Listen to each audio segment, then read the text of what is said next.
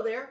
My name is Aaron George, real estate agent with Coldwell Banker, and proudly serving the greater Cincinnati area. Today I wanted to talk to you for sale by owners out there. Whether you're selling currently on your own or thinking about doing it here in the near future, just wanted to make a quick video for you guys to give you some tips to get started. And first of all, not here to change your mind. I think it's great. I totally respect your decision to sell on your own. Shows some real determination. I'm sure you're probably a do-it-yourselfer, and I can relate in many ways. I'm that way myself, and I can definitely relate to that. There are honestly, probably a few things I wouldn't do on my own. I probably wouldn't represent myself in court, for instance. There's a lot of rules and regulations. I'm sure it's pretty stressful. There's just honestly too much that I don't know, and there's a lot on the line. And real estate sales can be pretty similar. It can be pretty stressful at times. There's a lot of rules and regulations.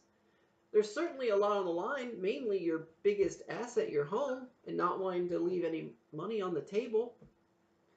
And basically, I'm sure there's some things that you still don't know. So that's exactly why I want to just make a quick video and share some tips and tricks to get you on the right path. So tip number one is invest in good photography. It is so important in today's market. With over 93% of potential buyers starting the process by looking at photos online, it's basically become your first showing. So you want to make a good impression. Folks log into their computers or tablets, their phones. They look at listing photos online and decide right then and there whether they have any interest in moving forward. So you want to make a good impression. So what I recommend is hiring a professional real estate photographer, especially if you're not too savvy in today's real estate photography world, or if you don't have the proper equipment, which, let's be honest, most of us don't. And I wouldn't recommend it if I didn't think it was completely worth it. So if you insist on doing it yourself, definitely take the time, do your research, and really do it right, because it is that important, folks. You really want to make that first good impression to really draw people in to want to learn more about the house and set a showing. So I highly recommend it. So tip number two is pre-qualify your buyers. First of all, there are, I think, let's say, three groups of people I want you to look out for. First of all, the savvy investor, the looky-loo buyers, and the buyers that are unqualified looking for owner's financing. These groups of people usually target for sale by owners. As soon as they see that sign in your front yard, they think, oh, maybe there's an opportunity here. They may try to take advantage of your lack of market knowledge, maybe your lack of sales experience, if that's even the case. So they usually do target for sale by owners, and I just wanted to make you aware of that. They're usually very persistent and can wear you down, so just be aware that they're out there.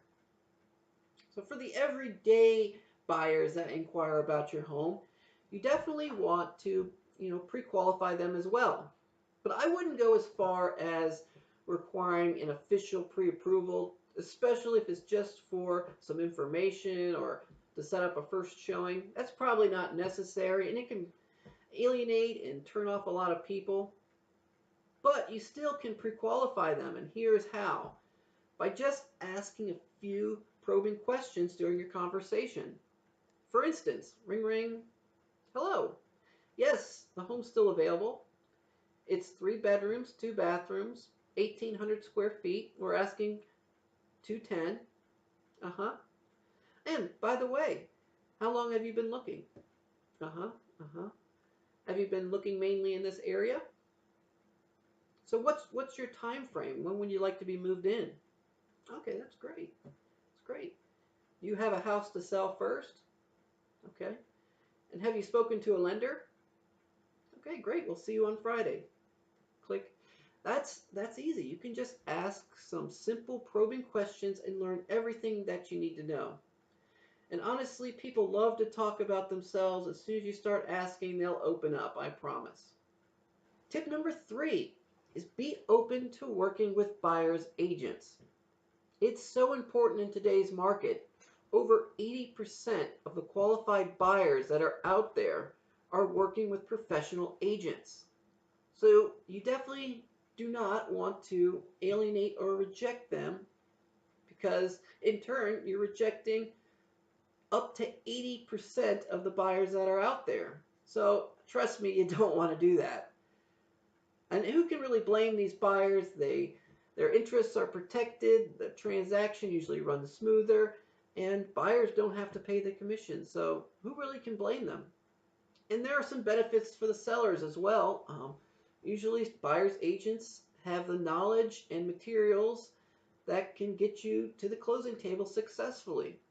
So there's benefits for both sides. So I would go as far as putting in all your advertising materials that you are happy to work with buyer's agents. As for commission, it's usually about 3%, but that's negotiable.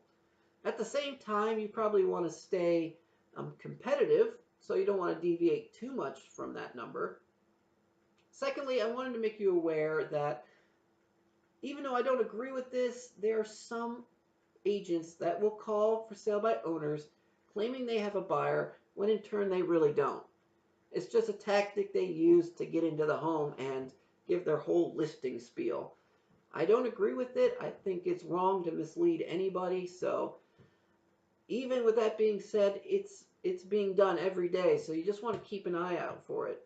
So just vet those agents a little bit. They may be telling the truth. They may have a buyer, but you just want to make sure. So ask the same probing questions that you do for your buyers. Maybe even require a pre-approval or proof of funds before they come over. Just whatever you think is necessary that satisfies you that they're telling the truth. And lastly, tip number 4, make sure you have all your paperwork and documents in place. I probably don't have to tell you this, folks, but there's some crazy people out there just ready to sue for any reason. In the Hamilton and Butler County Courthouse, there's one party that walks out a winner and one that walks out a loser. And the difference is usually the winners have the required paperwork in place. So make sure that's you. So with that being said, I put together this nifty little for sale by owner help kit. It's basically everything that I could think of to help you sell successfully. Checklists of everything that you'll need. All the tips and tricks that we talked about today and many more, as well as I put in there all the required disclosures to keep your best interest protected. And I also threw in there a purchase contract, so you can refer back to that if you have any questions as well. So if you're interested in this, please give me a call, text, or email, and I'd be happy to get this out to you, whether I send it out or drop it off, whatever is easiest for you. Just want to get this into your hands. Well, that's it for today, folks. I really appreciate you watching. I hope it was somewhat of a help to you. Honestly, there's a lot more tips out there. There's always questions that come up. So if you do have any questions or need help in any way, feel free to reach out. Even if we're not working together, I'm happy to help in any way I can. Again, my name is Aaron George, local agent with Coldwell Banker. I appreciate you watching, and have a wonderful rest of your day, and good luck with the sale of your home. Bye-bye.